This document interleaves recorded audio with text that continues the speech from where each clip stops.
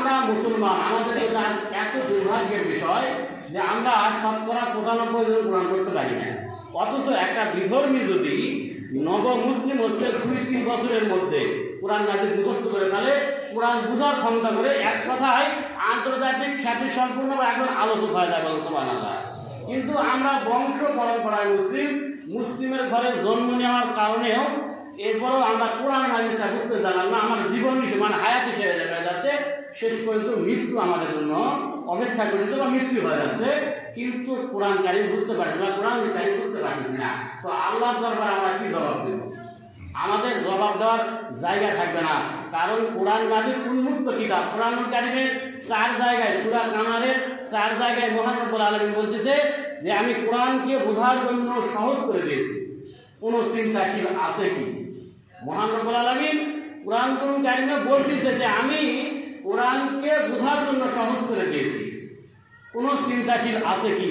তো মহান রব্বুল আলামিন যদি বলেন যে সহজে, তার পদ্ধতি পৃথিবীর অনেক বিশাল বিশাল গ্রন্থ আছে, অনেক গ্রন্থ আছে, মানুষ পড়ে এবং সেখান থেকে জ্ঞান চর্চা করে, কিন্তু মুখস্থ রাখতে পারে না,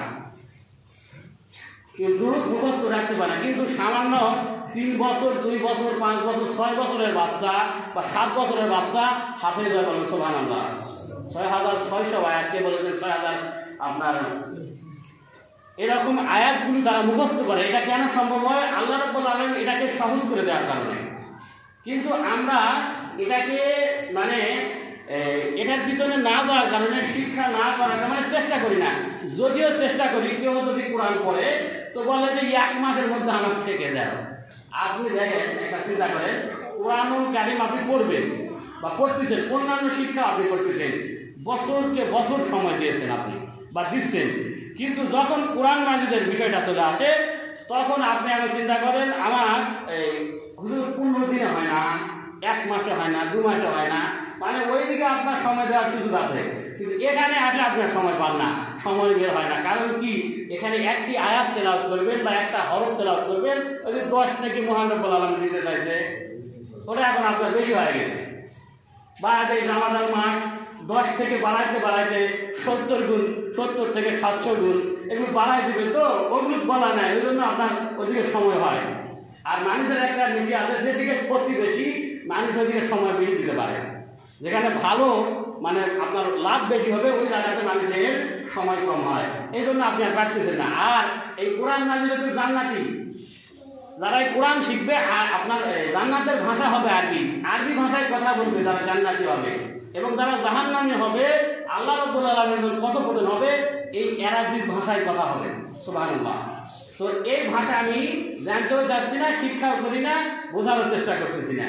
তো আল্লাহ আমাদেরকে বোঝার তৌফিক দান করুন এবং কোরআন এবং আল্লাহ রাসূলের সুন্নাহ অনুযায়ী জীবন পরিচালনা করার তৌফিক দান করুন। আরো কথা আরো আছে, ফজিলতের বিষয়ে আরো অনেক বিষয় আছে। আল্লাহ তাআলার নিকট যে আয়াতগুলো, যে কোরআন মাজিদ এমন একটা গ্রন্থ, আপনি যদি এটাকে বুঝেন, যদি বোঝার চেষ্টা করেন, একবার যদি উপলব্ধি করতে পারেন, তারাবি সালাতে যা তেলাওয়াত হচ্ছে আপনার অন্তরে জাগ্রত হবে, সুবহানাল্লাহ। কিন্তু এমন না আপনি বুঝতে পারবেন না কোথায় থেকে, কারণ আপনি জানেন না। কারণ কোরআন মাজিদ এমন একটা, আপনি যদি আরবির পাশাপাশি বাংলাটা পড়েন, এখানে তেলাওয়াত হবে, আপনি পিছন থেকে বুঝতে পারবেন যে এইটা তেলাওয়াত হচ্ছে বা এইটা বলা হচ্ছে, কিন্তু এটা আপনি না বোঝার কারণে বুঝতে পারতেছেন না। আর না বোঝার কারণে এই সামাজিক জীবনে আর রাষ্ট্রীয় জীবনে এবং আখিরাতেও আপনি মহান রব্বুল আলামিনের কাছে ধরা খাবেন।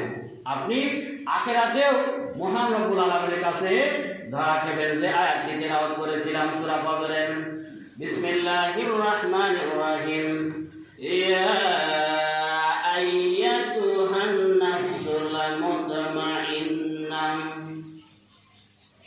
বলা হবে হে প্রশস্ত আত্মা ফিরে এসো বা চলে এসো। তাদেরকে বলা হবে যারা পৃথিবীতে মহান রব্বুল আলামিনের কিতাবুল্লাহ অনুযায়ী এবং আল্লাহ রাসূল মুহাম্মদ সাল্লাল্লাহু আলাইহি সাল্লামের নির্দেশিত পথ বা মত, তার দেখানো আদর্শে নিজের জীবনকে পরিচালনা করবে, তাদেরকে মহান রব্বুল আলামিন ডাক দেবেন বা ডেকে নেবেন।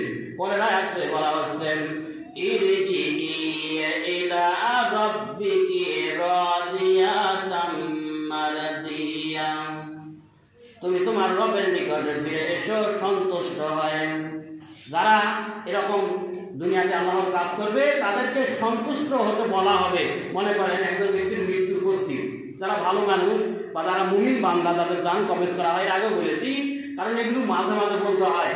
এই ব্যক্তিকে ওইভাবে জান কবজ করা হয় যে আপনার আটার মধ্যে একটা সুর ঢুকাই দিলে যেমন কিছু বোঝা যায় না, এরকম এই ব্যক্তিকে অত্যন্ত আদর করে সোহাগ করে, যেমন ছোট বাচ্চাকে বিভিন্ন সোহাগ করে যত কান্না করে এই খাবার ওই খাবার বিভিন্নভাবে তার ওখানে আনন্দ দিয়ে তার জানটা কবজ করা হয়। কিন্তু পক্ষান্তরে এই আয়াতের পরে ব্যক্তি আসবে, যদি এই ব্যক্তি নাফরমান হয় তখন এই ব্যক্তি আর পৃথিবী থেকে যাইতে চায় না, সে আর তার দেহ থেকে বের হতে চায় না।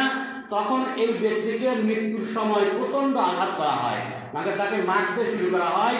আযাবের ফেরেশতারা, আজরাইলের সাথে ফেরেশতাগুলোকে তাকে পিটাইতে শুরু করে। তাকে পিটাইতে শেষ পর্যন্ত এমনও লাশ দেখা গেছে কাপড় চোপড় সব নষ্ট করে ফেলে, মানে ফেরেশতাদের পিছনের ঠেলায় একেবারে কাপড় চোপড় সব নষ্ট হয়ে যায় নাফরমান হওয়ার কারণে।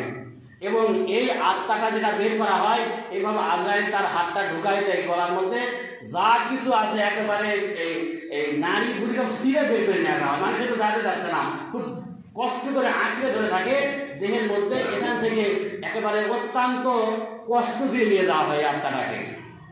এই আত্মাটাকে এবং এই আত্মাটাকে যখন আসমানে নিয়ে যাওয়া হয় তখন ফেরেশতারা বলতে থাকে, এবং এই আত্মার অত্যন্ত দুর্গন্ধ হয়। বলা হচ্ছে কোনো সালা বা শর্ট জাতীয় কোনো কিছু দিয়ে ধরা হয় এটাকে, এবং যেদিক দিয়ে যায় সবাই বলে এটা কার আত্মা কার আত্মা, তারা তাকে মানে তিরস্কার করে থাকে, ধিক্কার দিতে থাকে। পক্ষান্তরে এটা যদি কোনো জান্নাতি বান্দার আত্মা হয় তখন তাকে সাধুবাদ জানায় ফেরেশতারা, বলেন সুবহানাল্লাহ। এই আত্মা থেকে